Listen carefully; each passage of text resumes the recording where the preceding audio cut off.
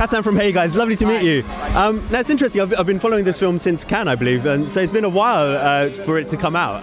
How does it feel for you to have such a long run on a film? Such a long run in terms of bringing it out and bringing it. It doesn't feel even that long. I mean, there's films that have waited longer than ours. We finished at the very end of last year, and there was a moment where they thought, "Oh, should we release it now?" And I think we all thought twice and said, "You know what? This really is a festival film.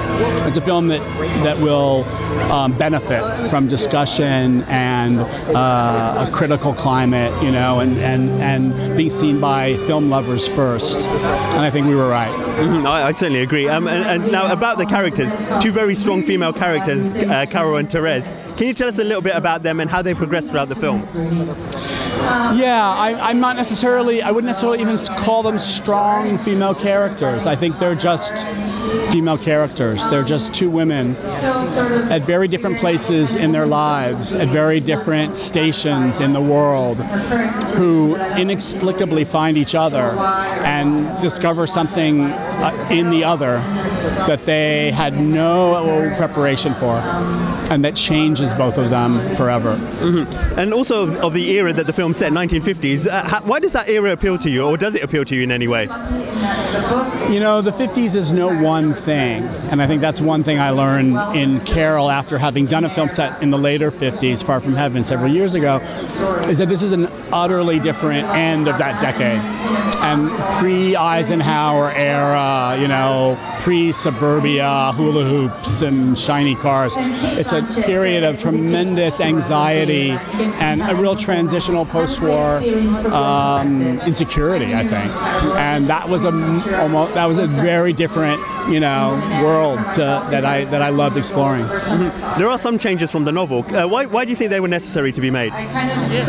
Oh, well, the novel is entirely rooted in Therese's point of view. And although the film honors that at the beginning, what the book doesn't really show you is when Carol becomes the person in a more vulnerable position going back to Therese, and how in the film that shifts the point of view to Carol. So you're always on the more vulnerable, the party who's more in peril. And I love that about great love stories, that you're usually on the weaker side, and that we're seeing that in both cases in this movie. Two fantastic performances from Cate and Rooney. Can I ask you a little bit about working with them? It was, as always, because I'd worked with Cate before, an extraordinary privilege, a great, you know, creative partnership, I think. She was attached to this project before I was. And Rooney was somebody I'd never worked with before.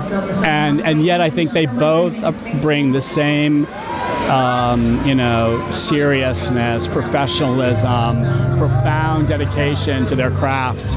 They work in similar ways, you know, even though they're different people and different ages.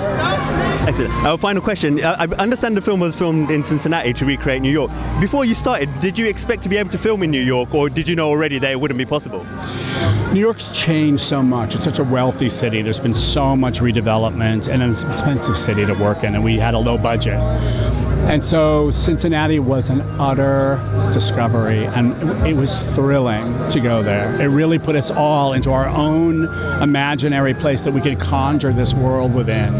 And the whole city turned out and supported it, and that was a great experience. Excellent, thank you. Thank you very much, pleasure, thank you. Ladies and gentlemen, you're watching Hey You Guys!